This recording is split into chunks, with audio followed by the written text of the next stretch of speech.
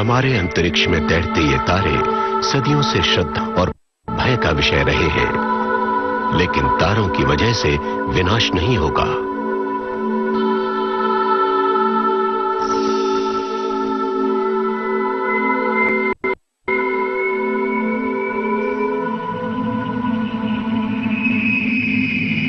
विनाश की वजह तो है धूम्रकेतु और ग्रहिकाएं जो अंतरिक्ष से आकर हमारे ग्रह से टकरा जाते हैं। इन्हीं आघातों से हमारा अतीत बना था और यही हमारे भविष्य का निर्माण भी करेंगे। हम एक ऐसे प्राकृतिक संकट की बातें कर रहे हैं जो मानव सफाया करने में सक्षम है, यहाँ तक कि मानव प्रजाति का भी। अब चूंकि हमारे पास ऐसी क्षमता है कि हम संभावित खतरे को देख सके, तो हमें उन पर नजर रखनी ही चाहिए।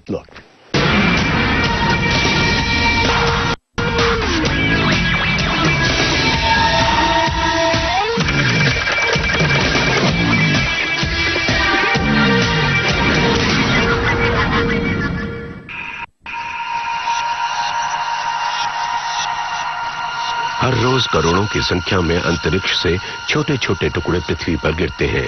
ये टुकड़े धूम्रकेतुओं और ग्रहिकाओं के गिरने वाले इन टुकड़ों में से अधिकांश सुई की नोक के बराबर होते हैं, लेकिन एक सदी में एक बार इतना बड़ा टुकड़ा भी गिरता है जो एक पूरे शहर का सफाया करने के लिए काफी है। करोड़ साल में एक बार इतना बड़ा टुकड़ा गिरता है जो संपूर्ण प्रजातियों का खात्मा कर सकता है। पिछली बार 6.5 ऐसा बड़ा टुकड़ा गिरा था। इस तरह के दूसरे आघात का समय भी अब नजदीक है। हमारा चांद भी एक निशान है।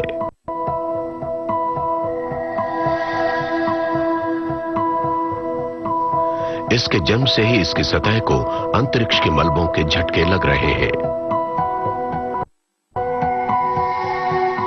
क्लेमेंटाइन नाम के अंतरिक्ष यान से हम इसकी सतह पर बने स्थायी निशानों को देख सकते हैं।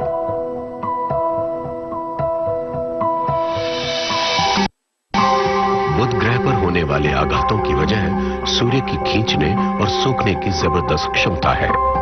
छोटा सा बुध मासूम दर्शक बना आग की इस गोलाबारी के बीच फंस जाता है।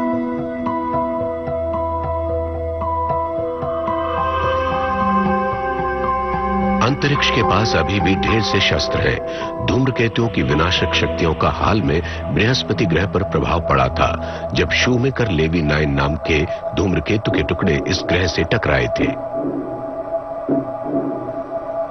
अगर ये टुकड़े पृथ्वी पर आकर गिरते तो इतनी बड़ी जगह का सर्वनाश हो जाता। यूजीन शूमेकर ने शूमेकर लेवी 9 को अपना नाम दिया है।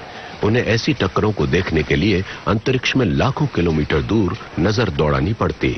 उनको मालूम है कि हमारी पृथ्वी भी एक आसान निशाना है। उनकी जांच पड़ताल अतीत में पृथ्वी पर हुए टक्करों के प्रमाणों के बारे में बताती है। मैं इस जगह की ये रूपरेखा 30 से भी अधिक वर्षों से देख रहा हूँ। दूरबीन से भी मैं अंतरिक्ष में धरती के पास स्थित ग्रहिकाओं की निगरानी कर रहा हूँ, और वो पृथ्वी पर गिर भी सकते हैं। मैं ये गणना कर सकता हूँ कि वो वास्तव में कितनी बार पृथ्वी से टकरा सकते हैं। उनको कोलोराडो पठार की विशेष जानकारी है। मैं अनावृत तलों की औसत आयु भी जानता हूँ। उन्हें लगा कि वहाँ कहीं गहरा गड्ढा होना चाहिए। कोलोराडो पठार पर कहीं होगा, वो छुप नहीं सकता। वो सोचते रहे उनकी नजरों से ये बचा कैसे। और फिर मैंने अपने आप से कहा, शूमेकर बेवकूफ, 30 वर्षों से तुम इसे देख रहे हो। किस्मत से 1 हफ्ते बाद मैं इनके कार्यालय गया, तब इन्होंने कहा कि चलो चलकर इस चीज को देख लिया जाए। मैं कैलटेक के एक युवा स्नातक विद्यार्थी के साथ यहाँ वापस आया। हमने कहा कि अगर ये गड्ढा आघात की वजह से बना है तो इसके बाहरी छोरों पर दरारें होनी चाहिए। हमने गहरी घाटी के चारों तरफ देखा तो सचमुच दरारें थीं। आप भी इन्हें देख सकते हैं। ये इतने स्पष्ट दिखते हैं जैसे हमारे चेहरे पर नाक। यहाँ टक्कर से एक गड्ढा बना जो बाद में ढह गया, और फिर उसके चारों तरफ बाहरी पत्थर अचानक अंदर की ओर गिर पड़े मूल गड्ढे में। इस वजह से यहाँ दरारें बनी। अभी तो ये एक गहरा गड्ढा है, लेकिन एक समय यहाँ सर्वनाश हुआ था। अगर अमेरिका के आधे आणविक हथियारों का एक साथ विस्फोट किया जाए तो उससे निकलने वाली ऊर्जा यहाँ गिरी ग्रहिका की ऊर्जा के बराबर होगी।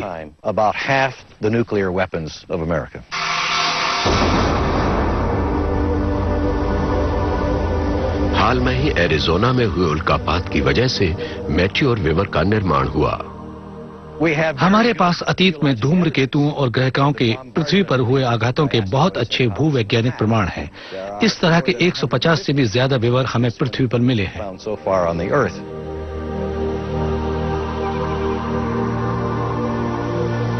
ऑस्ट्रेलिया का वॉल्फ क्रीक करीब 9 किलोमीटर चौड़ा है। उल्कापात के बाद बना बाहरी किनारा अच्छी तरह संरक्षित है।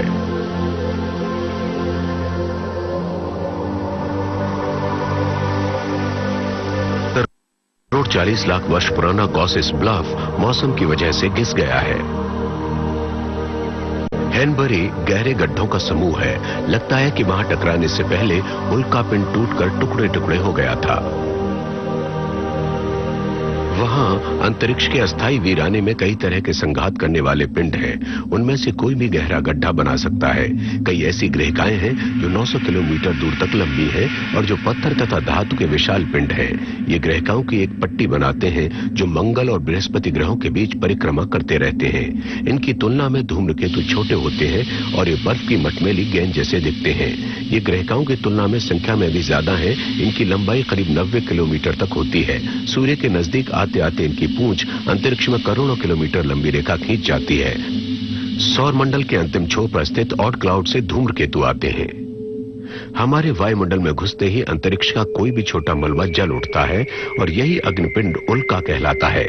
हालांकि इनको टूटा तारा कहा जाता है, लेकिन तारों से इनका कोई वास्ता नहीं है।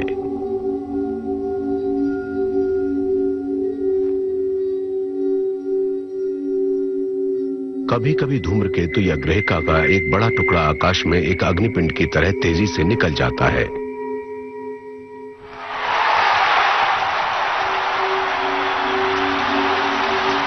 होम वीडियो पर ली गई ये तस्वीर एक अग्निपथ दिखाती है। ये अग्निपथ अंतरिक्ष से आए आग के गोले पर पृथ्वी के वायुमंडल की घर्षण शक्ति के जवाबी हमले से बना है।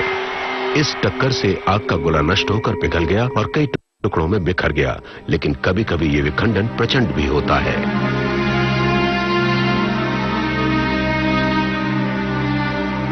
उन्नीस 1908 में रूस की टंगुस्का नदी से 7.5 किलोमीटर ऊपर हुए इस आग के गोले के विस्फोट से पेड़ बाहर की तरफ दूर दूर तक उड़ गए थे। 20 साल बाद भी ये जंगल आसमान में हुए उस विस्फोट की कहानी कह रहा है। कभी कभी हमारे वायुमंडल का कवच भी भेद दिया जाता है। 1947 में रूस के सिकोटे आइलैंड में यही हुआ। अंतरिक्ष के मिसाइल्स ने पृथ्वी के सुरक्षा कवच को भेद डाला। 1.5 टन का पिंड तो सिर्फ 70 टन के लोहे के उस पिंड का बचा हुआ भाग था जो अंतरिक्ष से पृथ्वी तक की नार की यात्रा के दौरान बच पाया था। वे पृथ्वी से इस गति से टकराए थे कि पृथ्वी की सतह से लगभग 26 फुट नीचे जाकर रुक पाए। गिरकर ठहरने के बाद इन टुकड़ों को उल्का कहा जाने लगा और उनमें से कुछ तो बहुत ही अजीब दिखते थे।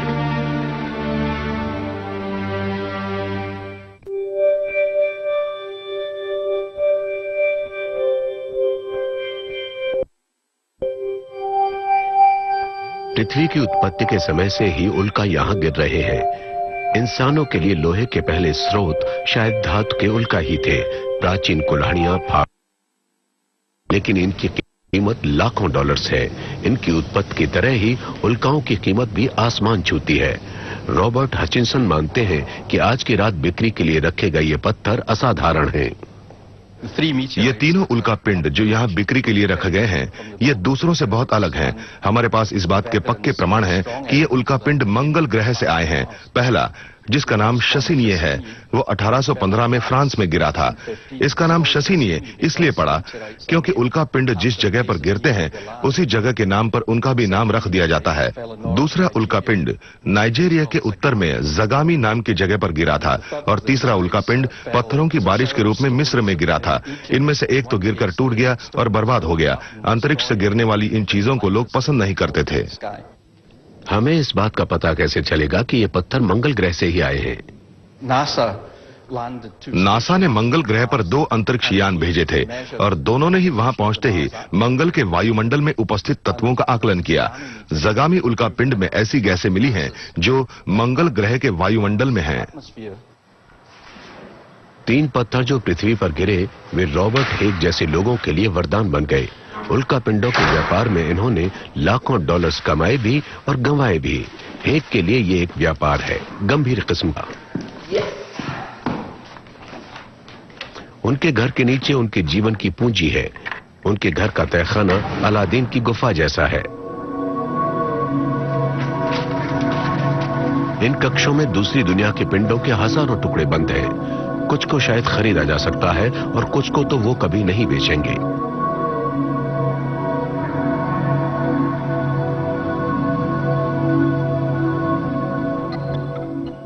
कुछ उल्का पिंडों को वजन के हिसाब से बेचा जाता है और कुछ को कैरेट से। आमतौर पर उल्का पिंड चांदी के भाव बिकते हैं, कुछ सोने के भाव बिकते हैं और कुछ उल्का पिंड तो हीरों से भी ज्यादा महंगे हैं, जैसे मंगल से आए चट्टान या फिर चांद के चट्टान। हेग मंगल के इस उल्का पिंड की कीमत $60,000 प्रति औंस लगाते हैं। इस तरह से इस टुकड़े की कीमत करीब $60 लाख हो जाती है। अगर आप पूरा पिंड नहीं खरीद सकते तो आप इसका टुकड़ा ही खरीद लीजिए। धंधे के लिए इसके टुकड़े भी किए जाते हैं। हेग सिर्फ दूसरों की मेहनत पर धंधा करने वाले इंसान नहीं है, अपनी जरूरत के लिए वो हर खतरा उठाने को तैयार हैं। ये जानना जरूरी है कि आपको क्या चाहिए और तब उस इलाके में खोज कीजिए। चूंकि आपको मालूम है कि उल्का पिंड वहाँ मिले थे, इसलिए वहाँ कुछ और मिल सकते हैं, वो जो नजरों से बच गए हो। दूसरा तरीका है बंजर, रेतीले और सूखे रेगिस्तानों में जाकर चट्टानों या पत्थरों को खोजना, क्योंकि इन जगहों पर वो गिरे ही होंगे। रॉबर्ट हेग और उसकी जोड़ीदार हाइडी एरिजोना के रेगिस्तान की खाक छान रहे हैं। यहाँ वे अंतरिक्ष से गिरे पिंडों की खोज कर रहे हैं। ऊपर से वो पूरी जमीन का चप्पा चप्पा छान डालते हैं। हाइडी, सुन रही हो? दोहराओ। हाँ, सुन रही हूँ। ठीक है, मैंने यहाँ कुछ चीजें देखी है, मैं वापस आकर इसकी जांच करता हूँ। पत्थर है, आसार अच्छे लग रहे हैं। क्या तुम यहाँ आ सकती हो? तुम पहले आओ, मैं वहीं मिलती हूँ।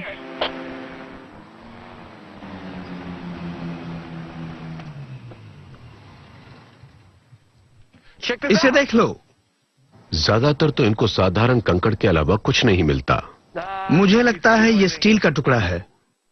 पर्यवेक्षकों की तरह इनको बड़ी खोज की उम्मीद है। अगर कुछ मिल गया तो जिंदगी बदल जाएगी। कॉर्वेट मंगल की चट्टान के एक टुकड़े को बेचकर खरीदा गया था। जब बॉब को पहली बार मंगल ग्रह का ये पिंड मिला तो उसने उसका एक टुकड़ा दूसरे संकलनकर्ता को बेच दिया। मंगल की चट्टान की पहली कमाई से उसने नकद भुगतान करके ये कॉर्वेट खरीदा। चांद से गिरी चट्टानें भी हेग के लिए लाभदायक साबित हुई थी। उसने एक टुकड़े के लिए $60 दिए थे और अब उसकी कीमत लगभग $10 लाख है। मेरे लिए तो उल्का पिंडों को जमा करना पिछले 20 वर्षों से एक शौक, एक जुनून और सारे समय का काम है। मैंने अपना जीवन, अपना पैसा और अपनी खुशहाली सबको दांव पर लगा दिया। ऐसी ऐसी जगहों पर गया जहां आप सोच भी नहीं सकते। वो उल्का पिंडों की खोज में जाने के लिए हमेशा तैयार रहता है। उसका पासपोर्ट, पैसा और सामान तैयार रहते हैं। वो कुछ भी गिरने की खबर मिलते ही वहाँ 5 मिनटों में जाने के लिए तैयार रहता है। उल्का पिंडों की खोज में मैं कई बार मुश्किलों में फंस गया हूँ। मेरे सबसे बड़े उल्का पिंडों में से एक को खरीदने की कोशिश कर रहा था। उसका वजन 37 टन था। जो आदमी उसे अपना बता रहा था वो उसका वास्तविक मालिक नहीं था। पता राष्ट्रीय खजाना था। मशीन गनों से लैस पुलिस आई और हम सबको पकड़कर जेल ले गई। हम लोग 1 हफ्ते के अंदर छूट गए। पैसों का नुकसान तो हुआ, लेकिन मिला जुलाकर बड़ा रोमांचक अनुभव था। वैसे तो हेग एक उल्का पिंड की पहचान 20 कदम पर कर लेते हैं, लेकिन वो प्रायः धातु पहचानने वाले यंत्र मेटल डिटेक्टर का उपयोग भी करते हैं, लेकिन कई बार ये भी धोखा दे जाती है। कुछ तार मिला। अपनी खोज के अलावा वे दूसरे लोगों द्वारा खोजे गए पिंडों का भी व्यापार करते हैं। वे दूर दूर के राज्यों से यहाँ तक चले आते हैं हमारे दरवाजे पर एक विशाल चट्टान लेकर। मैं ट्रंक खोलता हूँ, अरे ये तो उल्का पिंड है ही नहीं। इसके बाद 3 बातें होती है। पहली तो ये कि वे चौंकते हैं और फिर मुझ पर बरस पड़ते हैं। कहने लगते हैं मेरे दादाजी ने इसे गिरते देखा था और तुम उन्हें झूठा कह रहे हो। मैं समझाने की कोशिश करता हूँ, फिर वे एक दूसरे को दोषी ठहराते हैं। तीसरी बात, वे मुझसे पूछते हैं कि क्या मैं अब भी खरीदने में दिलचस्पी रखता हूँ।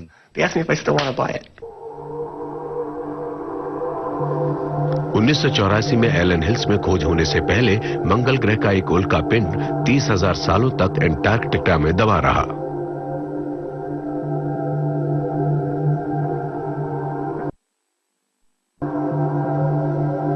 पृथ्वी पर मिले दूसरी चट्टानों से ज्यादा बहुमूल्य इस चट्टान की सबसे ज्यादा चर्चा हुई। ये इतिहास का सबसे ज्यादा सावधानी से जांचा गया भूविज्ञानी नमूना है। विश्लेषण बताते हैं कि इस उल्कापिंड में जैविक सक्रियता के असाधारण गुण हैं। इससे पता चलता है कि ये पिंड तब बना था जब मंगल ग्रह और भी ज्यादा गर्म तथा नम था। ये मंगल ग्रह का उल्कापिंड है। इसका नाम एलन हिल्स 8401 है। इसके गड्ढों में जैविक तत्वों के वैसे चिन्ह हैं जो मंगल ग्रह पर जीवाश्म के प्रमाण हैं। इन विश्लेषणों ने मंगल ग्रह की हर चीज के बारे में जानने के लिए व्यग्रता और बढ़ा दी। यहाँ तक कि राष्ट्रपति भी शामिल हो गए। अगर इस खोज की पुष्टि हो गई तो ये हमारे ब्रह्मांड की एक विस्मित कर देने वाली खोज होगी जिसे विज्ञान अभी तक जान सका है। इस विचार तक पहुंच पाना या इसकी प्रेरणा भी हमारी परिकल्पनाओं से परे है।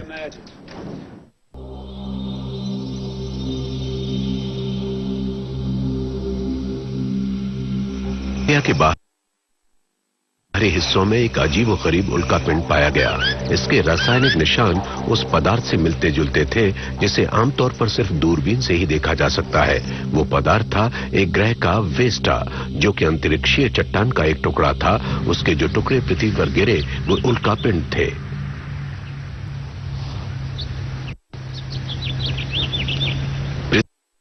पृथ्वी पर उपलब्ध सबसे शक्तिशाली दूरबीन से भी वेस्टा की बारीकी नजर नहीं आती।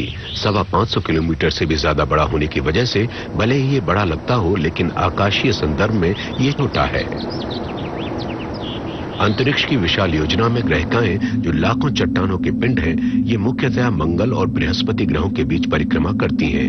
वास्तव में ये बहुत छोटी हैं और इनको अच्छी तरह से देखने के लिए इनके बहुत करीब जाना होगा।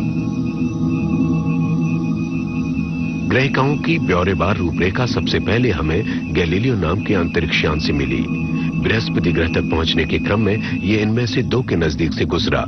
1992 में गैस्परा पर से और उसके बाद 1993 में आइडा पर से। आइडा ने हमें चौंका दिया। उसके चारों तरफ पत्थर का एक टुकड़ा कर रहा था जो आइडा का अपना चांद था। शायद उसी का एक टुकड़ा जो किसी जमाने में दूसरी ग्रहिका से टकराकर आइडा से अलग हो गया था। ग्रहिकाओं की खोज करने वाला अंतरिक्षयान निया पृथ्वी के आसपास अपनी खोज यात्रा पर निकल पड़ा।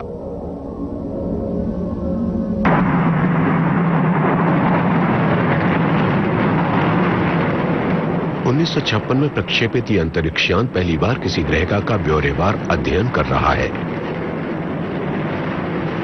ये 6 करोड़ मील की यात्रा 3 साल में पूरी करेगा।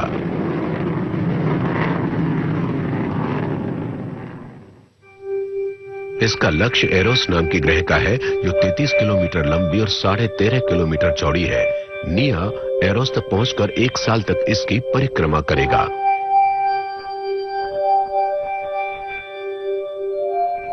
सतह से सिर्फ 13.5 किलोमीटर की ऊंचाई पर परिक्रमा करते हुए यान उसके स्वरूप, गुरुत्वाकर्षण और रासायनिक संरचना की जांच करेगा। इसका कैमरा इसकी तस्वीर 30 फुट की दूरी से भी ले सकेगा। चट्टानों के लाखों टुकड़े मिलकर तारों की पट्टी बनाते हैं। ये अंतरिक्ष के मलबे हैं जो कभी भी आपस में जुड़कर ग्रह नहीं बन सकते। इसका कारण है पड़ोसी ग्रह बृहस्पति की असाधारण गुरुत्वाकर्षण शक्ति। सूर्य की परिक्रमा करते हुए ये शांत तो लगते हैं, लेकिन ये हमारे जीवन के लिए खतरनाक है। 2 पिंडों का एक दूसरे के कक्ष में घूमना सामान्य बात है, लेकिन तीसरे पिंड के आते ही पूरा तंत्र अस्त व्यस्त हो जाता है। जब हम सोचते हैं कि तारों की पट्टी में लाखों पिंड हैं, तो इसका मतलब है कि इनके बारे में कोई भी भविष्यवाणी नहीं की जा सकती। टकराव, गुरुत्वाकर्षण बल मिल जाते हैं और चट्टान एक दूसरे से भिड़ जाते हैं। फिर वे नए पथ पर परिक्रमा करने लगते हैं। तारों की पट्टी में कई ऐसी जगहें हैं जहां ग्रह जमा हो जाते हैं और सब कुछ अस्त व्यस्त कर देते हैं। इन जगहों पर हम देख सकते हैं कि ग्रहिकाएं लापता हैं। उनमें से कुछ तो सौर मंडल से बाहर फेंक दी गई हैं, कुछ सूर्य में समा गई हैं और कुछ शायद हमारे इलाके में आकर परिक्रमा करने लगी हैं, यानी भावी खतरा। जीन शूमेकर ने सबसे पहले पहचाना था कि शायद इस तरह भटकती ग्रहिकाओं ने ही 1 करोड़ साल पहले कोलोराडो पठार की शांति भंग की थी, जब उसने यहाँ एक गहरा गड्ढा बनाया था। उनका मानना है कि इसी जगह टक्कर हुई थी। इसके सबूत यहाँ के टूटे फूटे पिसे हुए चट्टानों के रूप में मिले हैं जो इधर बिखरे पड़े हैं। हम लोग यहाँ गहरे गड्ढे के बाहरी छोर के पास हैं। वास्तव में ये पहले एक गोल घेरा था जो ढह गया। हमें चट्टानों के कुछ ऐसे टुकड़े मिले हैं जिन पर गहरा आघात हुआ था। उस स्थान का पदार्थ उस संघातन पिंड के संपर्क में आया और वहां की चट्टान इम्पेक्टाइट के रूप में परिवर्तित हो गई। हम लोग ऐसे और टुकड़ों की तलाश कर रहे हैं और अगर वो मिल गए तो वो इस बात का सबूत होंगे कि गहरा गड्ढा टक्कर की वजह से ही बना था। हमें एक ऐसा ही टुकड़ा मिला भी है, काले रंग का, यहाँ पर। ये एक काला पत्थर है, बुरी तरह से कुचला हुआ। वास्तव में ये एक बलुआ पत्थर था और ये शायद थोड़ा पिघल गया है।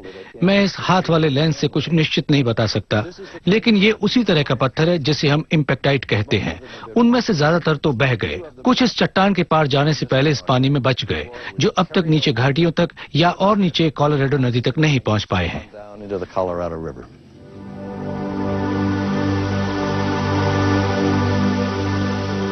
1 करोड़ साल पहले यहां रहना खतरे से खाली नहीं था।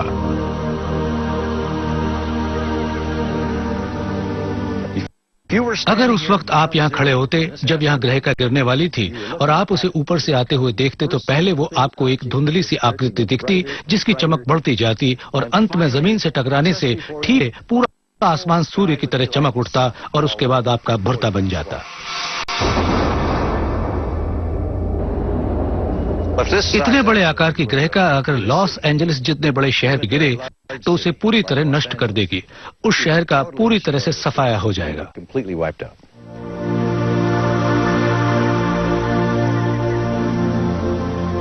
लगता है जॉटी को इस बात की कोई चिंता नहीं है।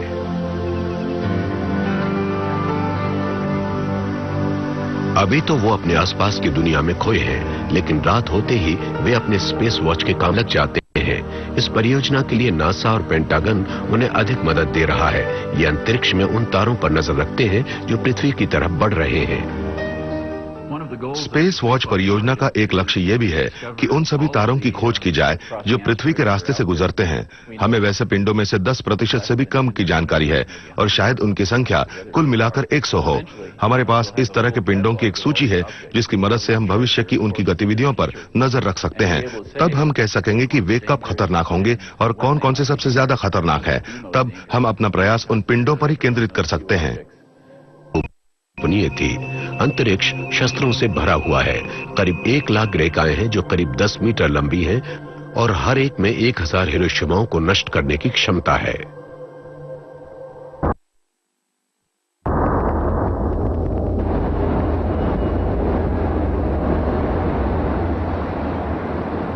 सिर्फ 180 मीटर की ग्रहिका 90 किलोमीटर की हिला सकती है। 3.5 किलोमीटर लंबी ग्रहिका 900 किलोमीटर के क्षेत्र को साफ कर सकती है, जबकि 7.5 किलोमीटर लंबी ग्रहिका अमेरिका के अधिकांश भाग का विनाश कर सकती है। हम अपने आप को कैसे बचा सकते हैं? एक रास्ता तो यह है कि अंतरिक्षयान भेजकर ग्रहिका को परिक्रमा पथ से थोड़ा हटा दिया, उतनी दूर जितना कि जरूरी है।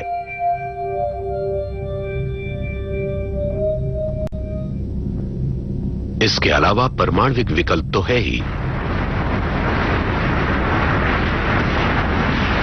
आकाशीय पिंडों को रोकने के लिए अंतरिक्ष में परमाणविक प्रक्षेपास्त्र भेजे जा सकते हैं जो उन्हें रास्ते में ही रोक लें, लेकिन परमाणु विस्फोट के बाद और भी एक्सप्लोड हो जाएंगी। आप ग्रहिका को विस्फोट से नहीं उड़ा सकते क्योंकि तब उसके छोटे छोटे सैकड़ों टुकड़े हो जाएंगे जो पृथ्वी पर आकर गिरेंगे। वो भी उतना ही खतरनाक होगा जितना कि एक बड़े पिंड का गिरना। दूसरी बात है कि अंतरिक्ष में परमाणु अस्त्र नहीं भेजे जा सकते क्योंकि ये भी ग्रहिकाओं जितने ही खतरनाक हैं। अगर हम अपनी रक्षा करें तो भी खतरा है और ना करें तो भी। पृथ्वी के चारों तरफ खतरा मंडरा रहा है। एक सर्वेक्षण करके हम इतना तो कह सकते हैं कि हाँ, कोई पिंड ऐसा है जिससे हमें खतरा है, या नहीं ऐसा कोई पिंड नहीं है। हाँ, हम धूम्रकेतुओं के बारे में अभी ऐसा कुछ नहीं कह सकते। एक निश्चित आकार के 2 आकाशीय पिंडों में शायद धूम्रकेतु थोड़े ज्यादा खतरनाक हैं क्योंकि इनकी गति ज्यादा तेज होती है और ये ज्यादा शक्ति से पृथ्वी से टकराते हैं। कोई पिंड जो दुगुनी गति से चलता है उससे पृथ्वी का 4 गुना ज्यादा नुकसान होता है और बहुत से धूम्रकेतु तो बहुत पुराने हैं जो काफी दूरी तय करके आए हैं। हम उनको पृथ्वी के नजदीक आने से 1-2 साल पहले ही देख सकते हैं और ये समय चेतावनी के लिए बहुत कम है। तेजी से आके शून्य से अचानक आते दिखते हैं, इनका पूर्वानुमान नहीं लगाया जा सकता। शायद उनकी उत्पत्ति भी ऑड क्लाउड से हुई हो, जो यहाँ से करीब 13 खरब किलोमीटर दूर है। डॉन ह्यूमन्स शायद इसी का अंकन कर रहे हैं। साधारणतया ये माना जाता है कि प्लूटो हमारे सौरमंडल का सबसे दूर वाला ग्रह है, लेकिन ये सच नहीं है। चलिए तुलना करते हैं अमेरिका के सबसे छोटे सिक्के डाइम को लेकर। अगर हम इसे सूर्य के आकार का मान ले तो यहाँ से 2 गज दूर पृथ्वी का कक्ष होगा। एक फुटबॉल मैदान के 3/4 भाग यानी करीब 75 गज दूर प्लूटो की कक्ष होगी, लेकिन सौर मंडल का वास्तविक किनारा करीब 75 किलोमीटर दूर ऑड क्लाउड में है।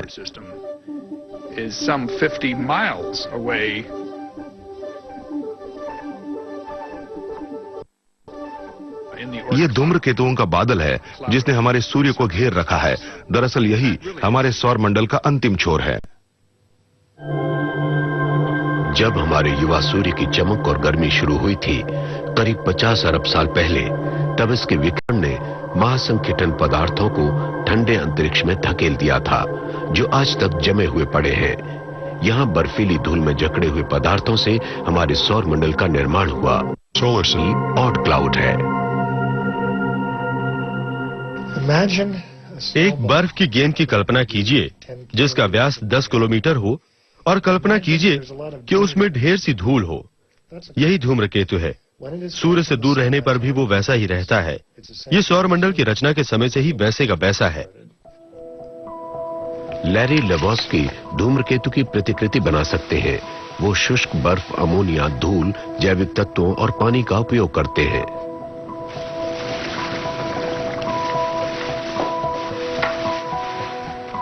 वे उन तत्वों का प्रयोग करते हैं जो बहुत प्राचीन हैं और हमारे सौरमंडल की रचना के समय भी मौजूद थे। जब उनको मिला दिया जाता है तो वे इसी बर्फ की गेंद बन जाते हैं जिन्हें हम धूम्रकेतु कहते हैं। ये सभी तत्व हमारे अतीत के वैसे पदार्थ हैं जो अंतरिक्ष में आदिकाल से विद्यमान हैं। साधारणतया ये ऑड क्लाउड में रहते हैं और धूम्रकेतुओं का घर है। ऑड क्लाउड सूर्य से बहुत दूर है और जब तक इसको छेड़ा न जाए इससे कोई विशेष खतरा नहीं है।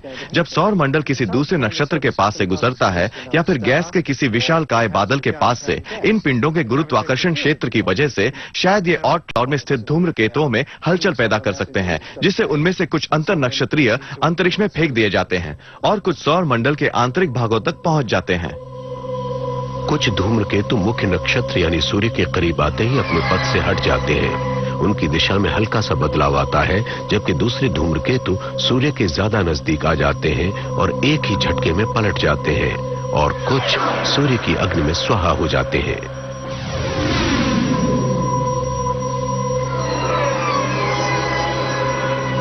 कुछ धूम्रकेतु छोटे कक्षों में फंसे रहते हैं और कुछ की परिक्रमा हजारों साल तक चलती रहती है, जिसकी वजह से वे अंतरिक्ष की गहराइयों में पहुंच जाते हैं। अधिकांश समय तक तो वे अदृश्य रहते हैं, लेकिन कभी कभी वे थोड़ी देर के लिए अचानक प्रकट हो जाते हैं। जनवरी 1996 में एक जापानी खगोलशास्त्री ने आकाश में धूमिल सा बिंदु देखा। हफ्तों में ही हायाकुटाकी इतिहास में सबसे ज्यादा अवलोकित होने वाला धूम्रकेतु बन गया। जब ये बर्फ का गोला सूर्य की गर्मी के संपर्क में आया तो इसने धूल और गैस छोड़ा। अंतरिक्ष में इसकी उड़ान के दौरान लाखों दूरबीनों ने इस ठंडे गोले की तरफ रुख किया।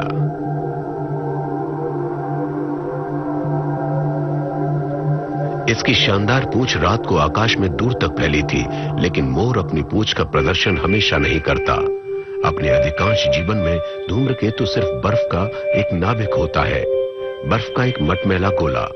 सूर्य की गर्मी जब इसके संपर्क में आती है तब यह अपना जौहर दिखाती है। इसकी दरारों से गर्म पानी की भाप के फव्वारे, गैस और धूल निकलती है। इसके नाभिक को गैस का एक विशाल बादल ढक कर छुपाए रखता है। गर्मी भरा जा सकता है। धूल और गैस की यही लकीर उसकी पूंछ है, जो सामान्यतः सूर्य की दिशा के विपरीत चली जाती है। धूल तो सूर्य की रोशनी के दबाव द्वारा पीछे धकेल दी जाती है, जबकि सौर हवा की वजह से उड़ जाती है।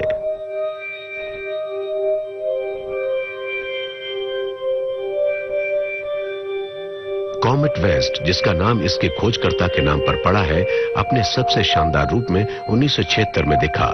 इसके धूल का प्रवाह सूर्य की सुनहरी रोशनी की वजह से पीले दुम जैसा दिखता था, जबकि सूर्य के विकिरण से इसकी गैस भड़क उठी और इसमें बिजली जैसी नीली चमक पैदा हो गई। एलन हेल के नाम पर भी एक धूम्रकेतु का नाम है। हर शौकिया खोजकर्ता का ये सपना होता है कि वो नीले आकाश में आते ही एक धूम्रकेतु को सबसे पहले खोज ले, और हेल को ये सफलता जुलाई 1995 में मिली।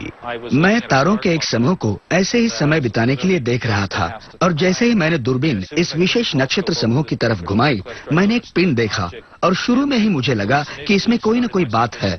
ऐसा भी हो सकता है कि ये कोई जाना पहचाना धूम्रकेतु हो। मैसाचुसेट्स के सेंट्रल ब्यूरो इन कैम्ब्रिज में धूम्रकेतु की पहचान का एक कार्यक्रम चल रहा था। वहां से नकारात्मक जवाब मिला। तब मेरी उत्तेजना बढ़ गई। आप इस तरह के किसी पिंड की खोज कर लें और उत्तेजित न हो, ऐसा हो ही नहीं सकता। मैं वर्षों से भी ज्यादा समय से सैकड़ों घंटे धूम्रकेतुओं की खोज की उम्मीद में गुजार दिए। मुझे कुछ नहीं मिला, और जब मैं इसके बारे में सोच भी नहीं रहा था, तब संयोगवश मुझे ये धूम्रकेतु दिखाई दिया। हेल और थॉमस बॉब ने लगभग एक ही समय धूम्रकेतु की खोज की। मेरा अनुमान है कि मेरे पास थॉमस बॉब की अपेक्षा अपनी खोज के बारे में बताने की ज्यादा सुविधा थी। वो 135 किलोमीटर दूर रेगिस्तान के बीच बैठे थे, और मैं अपने घर के बाहरी आंगन में। मुझे तो बस ऊपर जाकर अपने कंप्यूटर में विवरण डालना था और ईमेल द्वारा संदेश भेज देना था। इस सफलता के सम्मान को दोनों ने बांट लिया, और मार्च 1997 में हेल बॉब नाम का धूम्रकेतु दिखा। ये धूम्रकेतु एक तारा था। सूर्य की रोशनी और गर्मी के संपर्क में आते ही इसने 3 महीनों तक खूबसूरत नजारा पेश किया, लेकिन ये एक क्षणिक प्रसिद्धि थी। ये फिर वापस अगले 3500 सालों के लिए अंधेरे और जमे हुए गुमनामी में विलीन हो गया। सूर्य जो धूमकेतु की जिंदगी को खूबसूरती देता है, उसकी नाश का भी कारण बन सकता है। सभी धूम्रकेतु इसके पास से बचकर नहीं निकल पाते। सूर्य की असाधारण गुरुत्वाकर्षण क्षमता इनको खींच लेती है और ये उसमें जलकर राख हो जाते हैं। बृहस्पति भी अपनी गुरुत्वाकर्षण शक्ति से इनको अंदर खींच लेता है। बाहरी ऑट क्लाउड से आने की वजह से ज्यादातर धूम्रकेतु बृहस्पति से टकराते हैं, क्योंकि इसका आकार बहुत विशाल है, जिसे धूम्रकेतु इसकी तरफ आकर्षित होते हैं। जुलाई 1994 में हमने ऐसा ही देखा, जब शूमेकर लेवी 9 नाम का धूम्रकेतु बृहस्पति ग्रह से टकरा गया। जिस तरह परवाने शमा की तरफ खींचते हैं, वैसे ही बृहस्पति ने धूम्रकेतुओं को खींच लिया।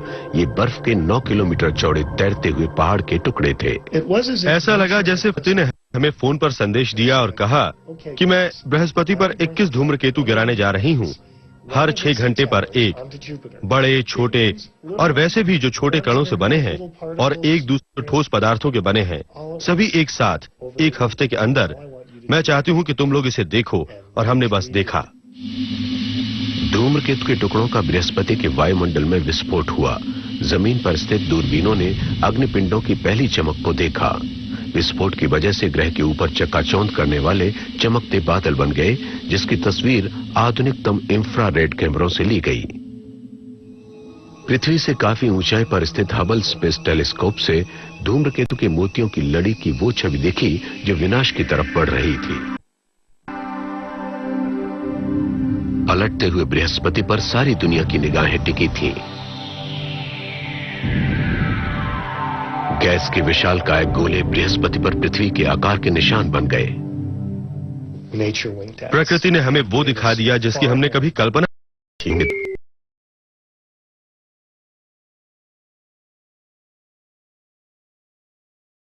अगली बार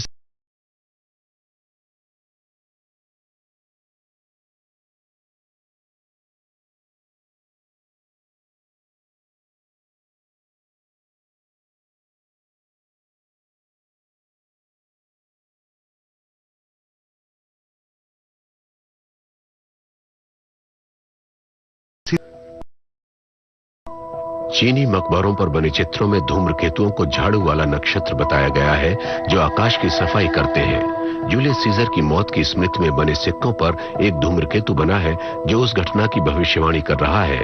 यही बात यरूशलेम के लूटपाट पर भी लागू होती है। सौर मंडल में मेरा पसंदीदा पिंड हेली धूम्रकेतु है, इसलिए नहीं कि वो सबसे बड़ा या सबसे चमकदार है, कि इसलिए कि इसका इतिहास सबसे समृद्ध है। इसने 3000 से भी ज्यादा वर्षों से लोगों को बुरी तरह भयभीत कर रखा है। प्रसिद्ध बायो पर्दे पर बने चित्र में 1066 में इंग्लैंड में हुए ऐतिहासिक आक्रमण को दर्शाया गया है, जिसमें ऊपर हेली का धूम्रकेतु बना है। जब जियोटो ने नेटिविटी नाम का चित्र 14वीं शताब्दी में बनाया, तो उसने भी अस्तबल के ऊपर किसी भटकते सितारे का नहीं बल्कि हेली धूम्रकेतु ही बनाया। मार्च 1986 में हेली धूम्रकेतु पृथ्वी की तरफ बढ़ा। वरुण ग्रह से मिलकर ये सूर्य की तरफ बढ़ते हुए पृथ्वी के नजदीक से गुजरा। अंतरिक्ष की ठंडी गहराइयों में जाकर गुम होने से पहले हेली की कुछ तस्वीरें ली जा सकी, लेकिन जाने से पहले अंतरिक्षयानों के छोटे बेड़े ने इसके कुछ रहस्यों को जान पाने के लिए इसका स्वागत किया। अंतरिक्षयानों के इस बेड़े में सबसे पहले 2 जापानी अंतरिक्षयान इस काम में सफल हुए। उन्होंने सुरक्षित दूरी से इसकी जांच की। इसके बाद 2 सोवियत अंतरिक्षयानों ने इसकी तस्वीरें नजदीक से ली। धूम्रकेतु से 9000 किलोमीटर की दूरी सुरक्षित दूरी लगती है, लेकिन धूम्रकेतु से धूल के होने वाले विस्फोट ने अंतरिक्षयान को बुरी तरह नुकसान पहुंचाया। दूसरा यान था जियोटो, जिसका नाम प्रसिद्ध चित्रकार जियोटो के नाम पर पड़ा। इसका लक्ष्य था घातक नाभिक से कुछ 100 किलोमीटर की दूरी पर चक्कर लगाना। जियोटो की विद्युतीय आंखों की सहायता से दुनिया ने करोड़ों किलोमीटर लंबी पूंछ की उत्पत्ति को जाना। ये सिर्फ 15 किलोमीटर लंबे नाभिक से निकली थी। 50,000 टन गैस और धूल प्रति घंटे की रफ्तार से निकल रहे थे, लेकिन जियोटो बहुत नजदीक चक्कर लगा रहा था, जिसकी वजह से इसकी कीमत भी चुकानी पड़ी। इसकी आंखें बंद हो गईं। जियोटो ने वैज्ञानिकों को हेली की मूंगफली के आकार के नाभिक के बारे में जानकारी दी। सूर्य द्वारा गर्म किए जाने की वजह से इसकी 2 मुख्य दरारों से गैस और धूल निकलती है। सूर्य की तरफ मुंह होने पर इसकी सक्रियता और बढ़ जाती है। वास्तव में ये धूम्रकेतु पलटता हुआ चलता है और इसे 2 दिन सिर्फ घूमने में लगते हैं। हर 76 वर्षों के गुजरने पर 2 करोड़ टन गैस तथा धूल और खत्म हो जाती है। आखिरकार जो बचेगा वो एक काला निष्क्रिय पिंड होगा।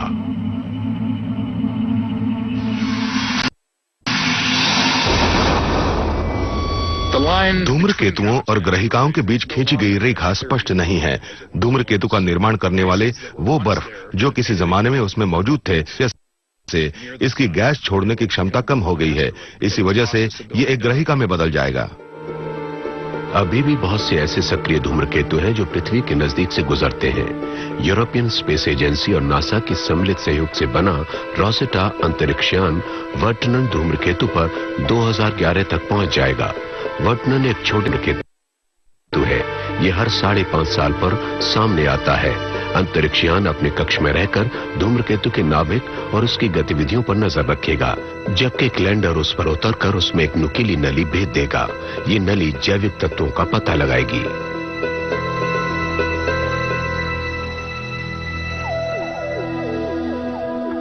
नासा एक और परियोजना मिशन स्टारडस्ट पर भी काम कर रही है। ये धूम्रकेतु के धूल को छानकर जमा करेगी।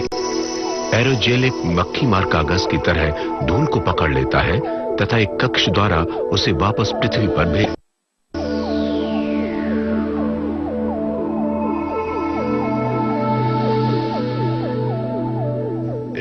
लगता है कि धूम्रकेतु ही प्राचीन काल में पृथ्वी पर कार्बन से बने अणु और जल लाए थे, जो जीवन निर्माण के लिए बहुत जरूरी थे। वे धरती पर जीवन नहीं लाए थे, बल्कि जीवन का निर्माण करने वाले तत्व लाए थे।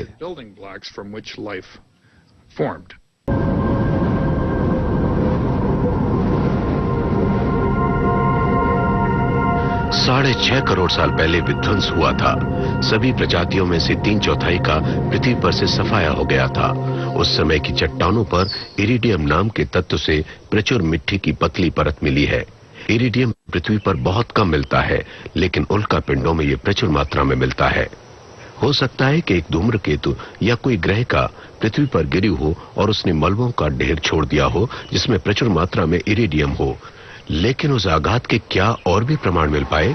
डॉक्टर डेविड किंग इसी की खोज में एक जगह गए। हमें आघात वाली जगह क्रिटेशियस युग के अंतिम काल में मिली थी। इसका पता गड्ढे से फेंके गए पत्थरों से लगा। टक्कर की जगह के जितने करीब जाते हैं, मलबों की उतनी मोटी परत मिलती है। हमने हैती नाम के देश में एक बहुत ही निर्णायक खोज की। वहां मलबों की मोटाई करीब आधा मीटर है। इससे पता लगता है कि मेक्सिको की खाड़ी में कहीं हुई होगी। इससे हमें युकेटन प्रायद्वीप में दबी गोलाकार आकृति का भूभौतिकीय सर्वेक्षण करने का सूत्र मिला।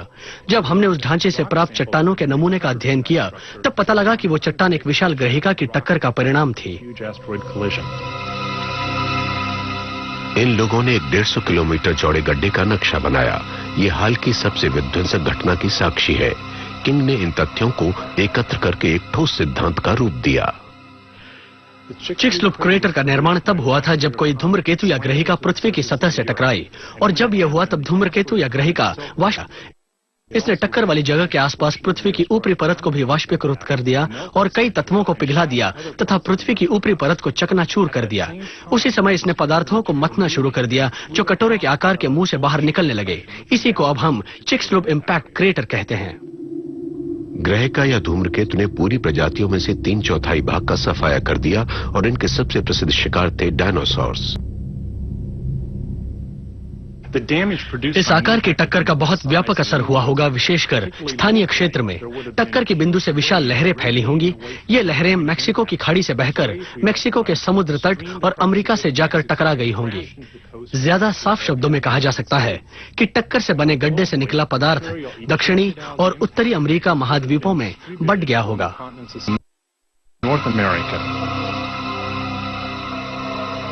जलते हुए टुकड़े टक्कर से ऊपर उड़े और फिर जलते हुए मिसाइल्स के रूप में पृथ्वी पर आ गिरे। पूरी पृथ्वी पर आग की बारिश होने लगी। अगर आप पृथ्वी के होते तो मर जाते। ग्रह का तापमान एक दहकती भट्टी जैसा हो गया था।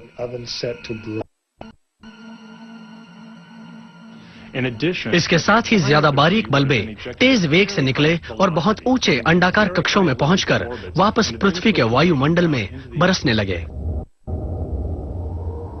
धूल की चादर पूरी पृथ्वी पर फैल गई और सूर्य की रोशनी को रोक दिया। तापमान बहुत तेजी से गिरा और पर्यावरण बदल गया।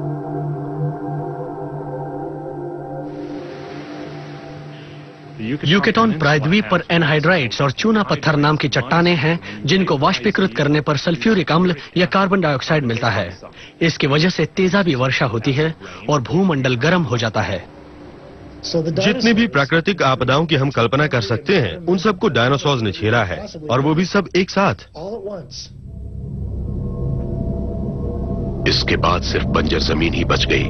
क्रिटेशियस युग के खत्म होने पर प्रजातियां सदमे की वजह से खत्म हो गईं।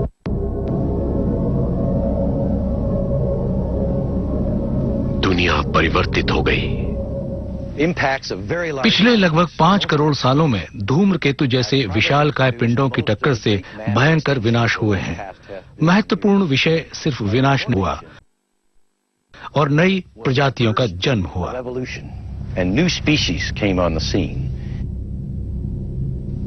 विध्वंसकास को स्वरूप दिया। अगर वे प्रजातियां खत्म नहीं होती तो क्या आज हम यहां होते? अगर शूमेकर लेवी 9 के आकार का धूम्रकेतु पृथ्वी से टकरा जाए तो जीवन को बहुत बड़ा खतरा होगा, क्योंकि धरती से टकराने पर उससे निकलने वाली धूल और गैस का बादल सूर्य की रोशनी को ढक लेगा और उससे प्रकाश संश्लेषण रुक जाएगा। इससे पेड़ पौधे खत्म हो जाएंगे। उसके बाद पेड़ पौधे खाने वाले जीव मर जाएंगे। इन सभी मौतों का प्रभाव भोजन चक्र पर पड़ेगा।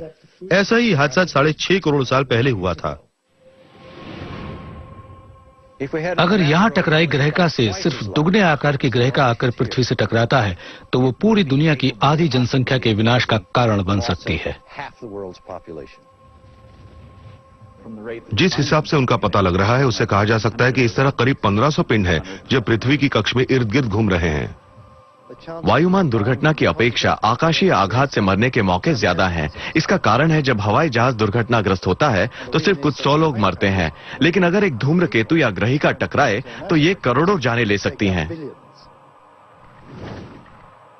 इसमें कोई दो राय नहीं है कि भविष्य में भी अंतरिक्ष से हमले होंगे, लेकिन कब, इंतजार कीजिए।